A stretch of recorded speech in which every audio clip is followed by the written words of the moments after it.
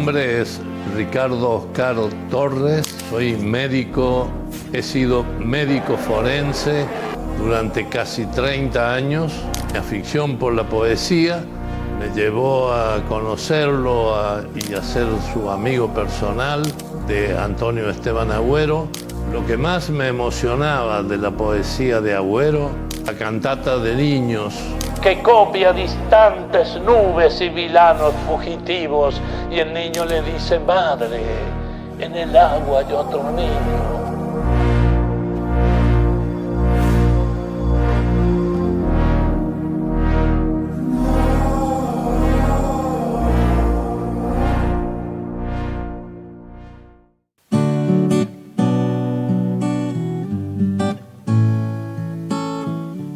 ¿Cómo recuerda su infancia? ¿A qué jugaba? ¿Dónde se desarrolló? Mi infancia se desarrolló en Merlo, provincia de San Luis. Vivía en una casa muy humilde. El juego fundamental que teníamos era la bolita. Jugábamos a la Troya o al hoyo, que le llamábamos. En el fondo de mi casa, los vecinos se dedicaban a faenar animales. Ahí se carneaba. Somos dos hermanos, yo y mi hermano nada más. ¿Y qué hacían? Nos regalaban siempre la vejiga del animal. Y con la vejiga del animal hacíamos una pelota de fútbol. La inflábamos y era súper resistente. Entonces con eso jugábamos varios meses, te diría. ¿Cómo empezó su vocación de médico? Había venido a vivir a Merlo un médico de la ciudad de Rosario, creo. Atendía a los pacientes, no tenía vehículo, no tenía auto, sino que tenía un caballo hermoso, divino, no me olvido más de ese caballo. Entonces él lo ensillaba, una hermosa montura, qué sé yo, y salía de chaquetilla blanca y en el caballo a atender sus pacientes. Eso nos causaba a nosotros una gran emoción. Ver un médico a caballo era realmente emocionante. Y él no era un profesor rígido de que te voy a poner un 1 si no estudiaste, sino al contrario, nos incentivaba a estudiar y nos incentivaba un poco a estudiar medicina. Cuando termino mi 5º año, que me recibo de maestro normal nacional, entonces llegué a mi casa y le dije: me voy a estudiar medicina a Córdoba.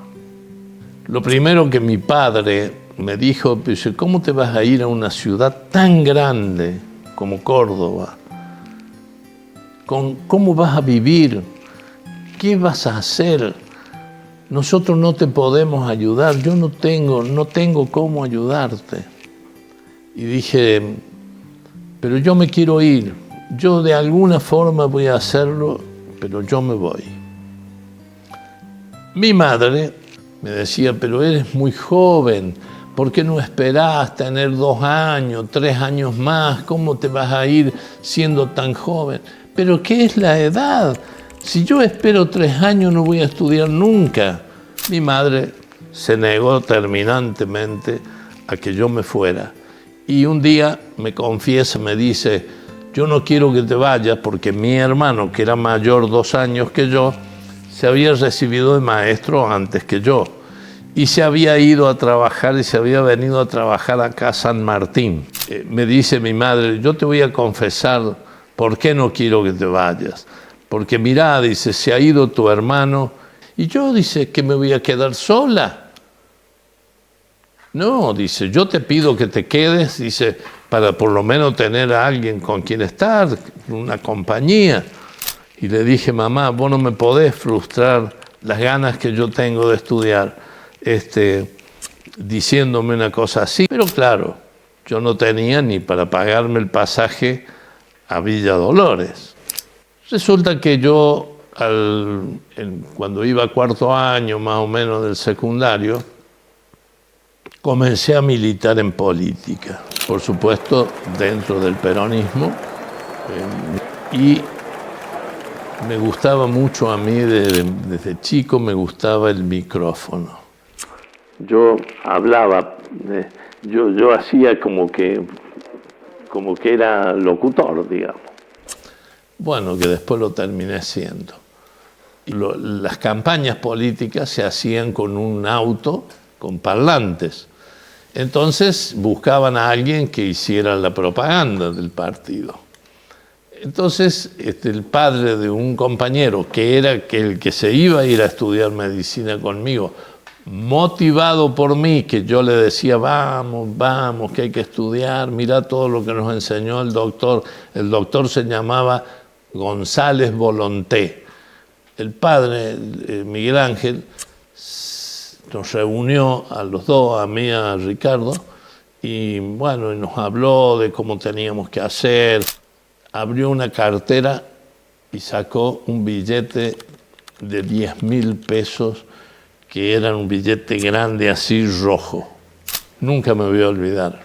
Lo dobló y me lo dio y me dijo, con esto por lo menos tenés para vivir 6 meses. Y me fui. Y me tuve que ir huyendo porque mi madre, cuando me vio con un bolsito que yo subí al ómnibus, salió los gritos. Y ella lo único que decía, volvé, me decía, volvé. Yo le decía, perdoname mamá, perdoname, pero no voy a volver. Subí al ómnibus y me fui. Entonces, como yo había militado en política en Junín, que llegué a ser presidente de la Juventud Peronista del departamento, cuando me voy a estudiar, cuando me voy a Córdoba, empiezo y sigo militando en la universidad. Y me eligen delegado de curso. Delegado de curso era una cosa muy importante porque los obreros cordobeses que estaban al frente de ellos estaba Atilio López y Agustín Tosco, tenían muy buena influencia y muy buena predisposición con el estudiantado. O sea que nosotros no éramos un número más, sino que éramos unos dirigentes representativos y respetados por estos dirigentes de muchos años, como era Agustín Tosco y como era Atilio López, Salamanca. Eran dirigentes extraordinarios. Siguió mi vida hasta el 76. A la población que a partir de la fecha el país se encuentra bajo el control operacional de la Junta Militar. Que viene el golpe militar y bueno, ahí sufrí algunas peripecias como cárcel, como... Sí. Estuve bastante maltratado por los militares. Bueno, lo que pasa que conocían mi derrotero como si lo hubieran estado filmando. Nosotros sabemos que vos sos esto, nosotros sabemos esto, pero me culparon de cosas que yo nunca había cometido. ¿Estuvo detenido, doctor? Estuve detenido, porque yo no había cometido ninguno de esos hechos que me decían, que yo portaba armas de guerra, que yo jamás tuve ni un 22 en mis manos. Con respecto a la muerte, yo tenía mucho miedo, digamos, no solamente a la muerte, sino a los muertos. Cuando me tocó ser médico forense, me sentí atraído por la investigación.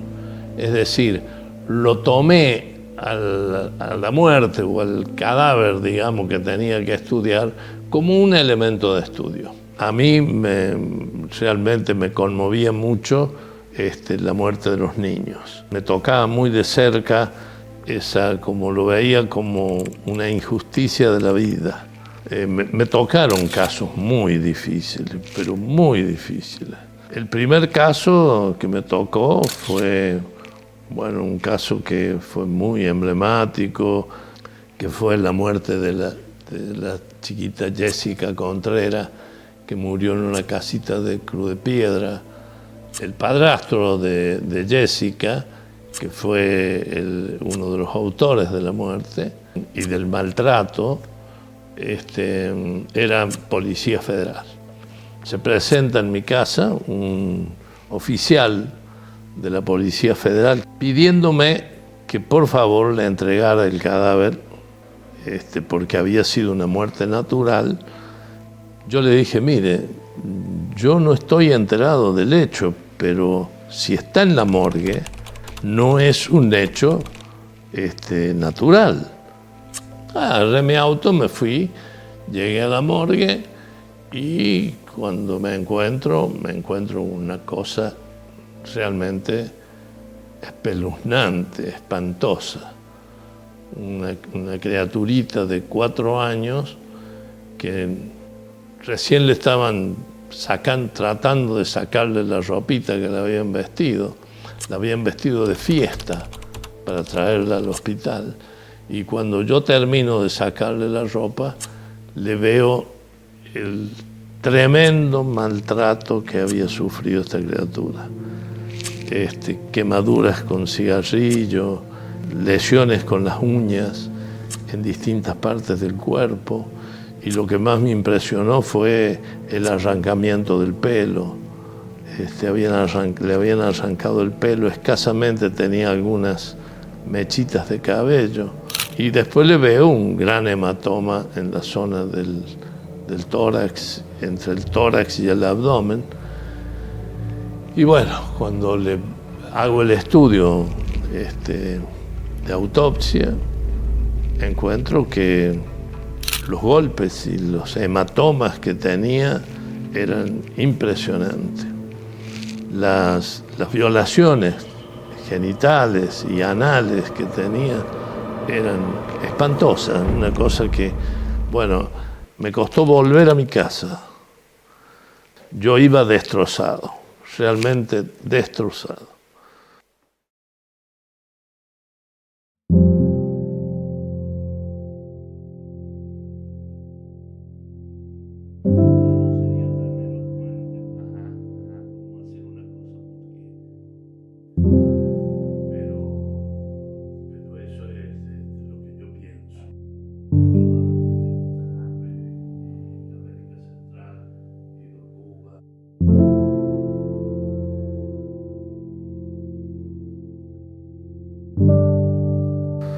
Me preguntaban mi relación con Agüero. Bueno, esto forma parte de mi infancia, porque éramos prácticamente del vecino. Entonces yo cruzaba y me iba, llamaba, me atendía el tono, me acariciaba el pelo, eso me acuerdo como si fuera hoy, me acariciaba el pelo y a veces hasta me alzaba, porque yo era petizo, y me hablaba y me hablaba. Ese fue mi primer conocimiento que yo tuve de esta persona que a mí me llamaba profundamente la atención, esa tibieza, esa ternura, esa cosa que había detrás de él que no era normal para mí, y era la poesía. Él hablaba en poesía, él permanentemente hablaba en poesía. Yo seguía siendo niño y por el frente de mi casa pasaba una acequión de barro. ¿Para qué lo usábamos nosotros? Para jugar a las carreras de barquito. Fabricábamos unos barcos con madera, con veleros, eran unos transatlánticos. Entonces Agüero pasaba por la calle, que hoy lleva su nombre, que es la calle de su casa.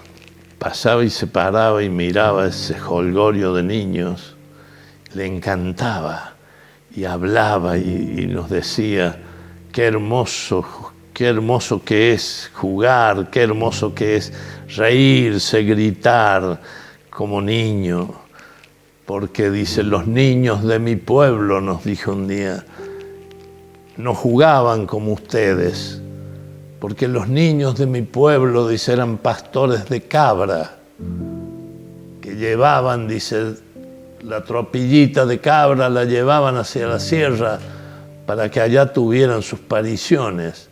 Y de allá, dice, bajaban los cabritos, que los pocos turistas que nos visitaban pudieran degustarlo.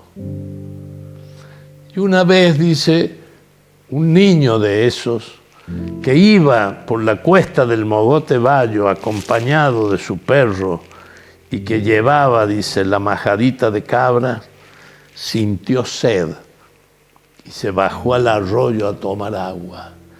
Y cuando alzaba el agua, dice, con la taza de su mano, mira, por eso te digo que él siempre hablaba en poesía, mirá el lujo de decir, alzaba el agua con la taza de su mano.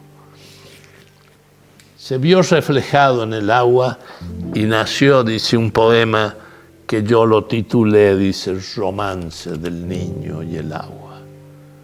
¿Qué hacíamos nosotros? Todos los niños que estábamos jugando a la carrera de barquito. Dejábamos la carrera y nos sentábamos todo alrededor de él, en la tierra, sentados así, escuchando esta disertación, digamos, magnífica de él.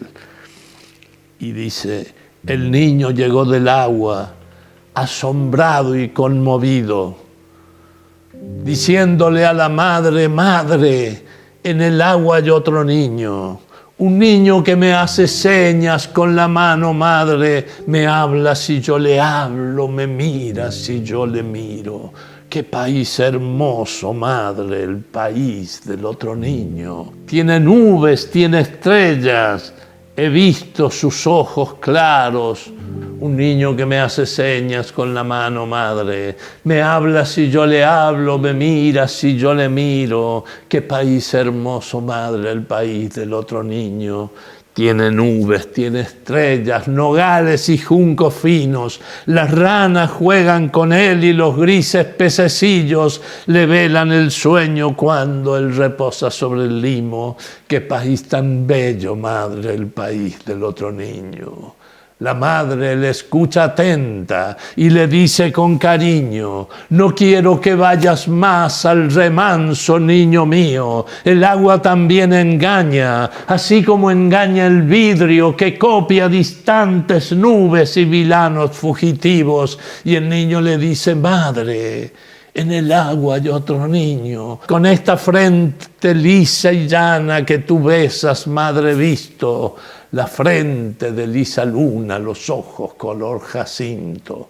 La madre se calla y luego le besa con un suspiro las sienes por donde sube la marea del delirio, al pie de la peña verde que se inclina sobre el río. Hallaron después la blusa aún mojada de rocío. Bueno, esto me emociona totalmente. Esto me lo recuerdo a Tono Agüero parado, dando vueltas alrededor nuestro, todos sentados en rueda alrededor de él. Y este es un poema de los más bonitos. A mí siempre me gustó el micrófono y me gustó el escenario, no lo voy a negar. Y yo ya lo recitaba a él. Entonces él se había enterado que yo lo difundía en Córdoba, en las peñas, yo lo recitaba a Agüero. Entonces yo estaba en una confitería en Merlo, ponele, y él entraba, Agüero, con un pañuelito al cuello, siempre desordenado para vestir, no era elegante para vestir, sino más bien desordenado. Y llegaba y entraba y me miraba y me decía, ¿cómo es, che? Entonces yo tenía que pararme y decirle una parte del poema. Qué cosa fuera, corazón, qué cosa fuera la masa sin cantera, un testaferro del traidor de los aplausos, un servidor de pasado en copa nueva, un eternizador de dioses del ocaso, júbilo hervido con trapo y lentejuela. Qué cosa fuera, corazón, qué cosa fuera.